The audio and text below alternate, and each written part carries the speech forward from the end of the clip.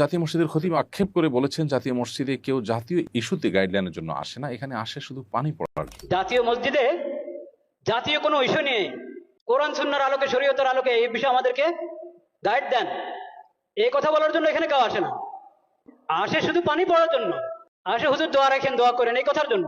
আপনি তার এই আক্ষেপের সঙ্গে একমত কিনা? একটি মুসলিম সংখ্যাগরিষ্ঠ রাষ্ট্রে জাতীয় মসজিদের ভূমিকা কি হওয়া উচিত বলে আপনি মনে করেন? খুবই গুরুত্বপূর্ণ প্রশ্ন এবং সময়ত খতিবের সাথে শতভাগ সহমত পোষণ করছি এবং তাকে ধন্যবাদ জানাই এরকম চমৎকার একটি কথা বলবার জন্য। জাতীয় মসজিদের খতিবকে জাতীয় ইস্যুগুলোতে ডাকা উচিত, তার মতামত নেওয়া উচিত। দুর্ভাগ্য আমাদের কখনো সেটা করতে দেখা যায় না। এদেশে যদু মধু এবং এমন অনেক মানুষকে জাতীয় বিষয়ে ডাকতে দেখা যায় যাদের সাথে এদেশের মানুষের কোনো সম্পর্ক নেই। জাতীয় মসজিদের খতিবের সাথে এদেশের লক্ষ লক্ষ কোটি মানুষের সম্পর্ক, সুনিবিড় সম্পর্ক, অগাধ শ্রদ্ধা, ভক্তি, ভালোবাসা। সেই মানুষটার বা সেই চেয়ারে থাকা মানুষটার মন্তব্য বা তাঁর মূল্যায়ন বা তার অভিমত কখনো জাতীয় ইস্যুগুলোতে জানতে চাওয়া হয় না। এটা জাতীয় হিসেবে আমাদের জন্য দুর্ভাগ্যজনক। কেন আমরা পিছিয়ে আছি? কেন আমাদের আজকে এই দুরবস্থা? 50 বছর পরও আমরা কেন একই গলিতে চক্কর খাচ্ছি? আমাদের সমাজে সাধারণ মানুষের সাথে সম্পর্ক নাই, বিদেশি এজেন্ডার ধারক এইরকম মানুষদেরকে দেখা যায় নীতি নির্ধারণী জায়গায় তাদের ভূমিকা রাখতে। তাদেরকে বারবার তাদের কাছে মাইক ধরা হয়, তাদের দিকে ক্যামেরা ধারণ করা হয়। ইমাম সাহেবদেরকে, ওলামা ইকরামদেরকে বরাবরের মতো ইগনোর করা হয়।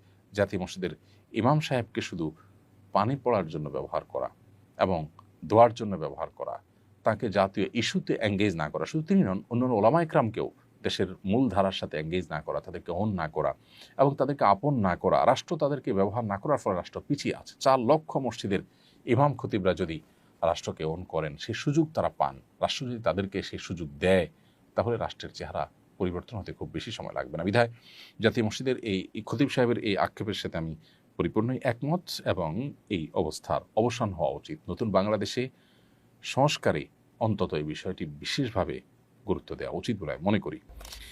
বাংলাদেশের জাতিসংঘের পরবর্তী আবাসিক সমন্বয়ক হিসাবে নিয়োগ পাওয়া কূটনীতিক একজন সমকামী, বিষয়টি জাতিসংঘ সদর দপ্তর থেকে বাংলাদেশকে জানিয়ে এগ্রিমেন্ট চাওয়া হয়েছে। নতুন দূত তার সমকামী পার্টনারকে নিয়েই বাংলাদেশে আসতে চান বলে জানিয়েছেন কূটনৈতিক সূত্র। এক্ষেত্রে বাংলাদেশের কী করণীয় উচিত বলে আপনি মনে করেন?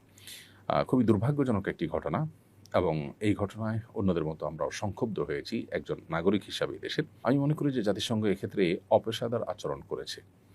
যে দেশে ধর্মীয় মূল্যবোধকে, যে দেশের প্রায় সব মানুষ সর্বোচ্চ গুরুত্ব দিয়ে দেখে থাকে, সে দেশে এ ধরনের একজন মানুষকে দায়িত্বশীল হিসাবে পাঠানো এবং তার সাথে তার সেই জঘন্য কর্ম, বিশেষ করে এই দেশের প্রচলিত আইনে যেটি অপরাধ, সেরকম একটি কর্মকাণ্ড করছেন একজন, সেটার আবার অনুমোদন চেয়ে আপনার চিঠি চাওয়া বা অনুমোদন প্রার্থনা করা, এটা অপেশাদার আচরণ বলে আমি মনে করি। এদেশের মানুষের মূল্যবোধের প্রতি, এদেশের প্রচলিত আইনের প্রতি শ্রদ্ধা রাখা তাদের কর্তব্য ছিল। কেন ওলামা ইকরাম এবং এক শ্রেণীর দেশের কৃতি সন্তানেরা জাতিসংঘের এই মানবাধিকার অফিস করার বিরোধিতা করেছেন, এখন সেটা আমরা হাড়ে হাড়ে টের পাচ্ছি এবং অনুভব করছি।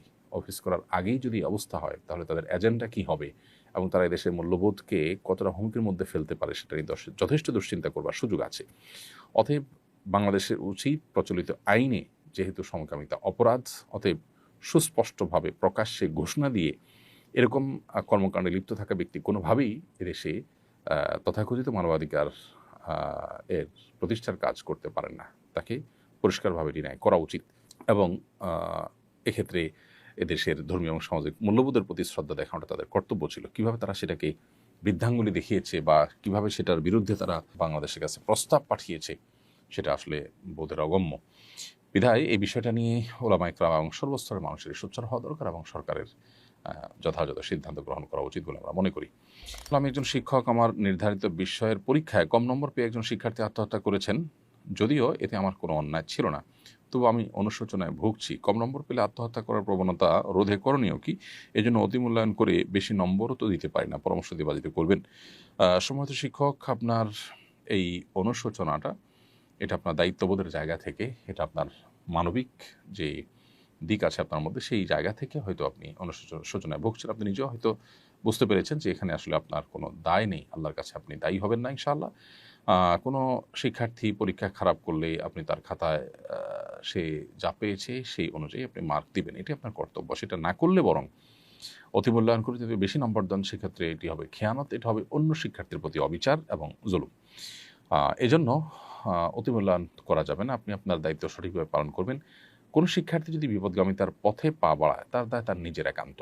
পরীক্ষায় খারাপ ফলাফল করার কারণে আত্মহত্যার দিকে চলে যাওয়া, পরীক্ষা দিতে না পারার কারণে পাগল পড়া হয়ে যাওয়ার ভিডিও আমরা দেখতে পাই বিভিন্ন সময়। এমনকি বাবা মা অস্থির হয়ে কান্নাকাটি করে পাগল পড়া হয়ে যান। এই বিষয়গুলো পরিষ্কারভাবে আমাদেরকে ইঙ্গিত করে, আমাদেরকে বার্তা দেয়, জানান দেয় যে আমরা প্রচণ্ড রকমে ভোগবাদী, বস্তুবাদী হয়ে গেছি। একজন মুসলিম যিনি আখিরাতে বিশ্বাসী, যিনি আল্লাহতে বিশ্বাসী, যিনি কোরআন এবং সুন্নাহয় বিশ্বাসী, তার অবস্থান, তার ক্রিয়াকর্ম কোন অবস্থাতে এরকম হতে পারে না। পৃথিবীর সব কিছু চলে গেলেও মানুষ হিসেবে কষ্ট তো আমরা পেতেই পারি, কিন্তু ভেঙে চুরে দুমড়ে মুশড়ে আত্মহত্যার পথে চলে যাওয়া, এটা আমাদের আখিরাতের প্রতি বিশ্বাসের সাথে সঙ্গতিপূর্ণ নয়। পরীক্ষায় ফেল করা মানে আমার সব শেষ হয়ে যাওয়া নয়। আমার পৃথিবীর সবও যদি শেষ হয়ে যায়, আখিরাতটা যদি আমার ঠিক থাকে, তাহলে তো আমার খুশি হওয়া উচিত, শুকরিয়া আদায় করা উচিত যে আমার আখিরাতটা অন্তত ঠিক আছে। অতএব আমাদের মধ্যে ঈমানি চেতনা এটা দুর্বল হয়ে যাওয়ার কারণে, আখিরাতের প্রতি বিশ্বাসটা দুর্বল হওয়ার কারণে বৈষয়িক বিষয়টা আমাদের কাছে অনেক বড় হয়ে দেখা দেয়, এবং যার ফলশ্রুতিতে আমাদের এই অধঃপতন শুরু হয়েছে।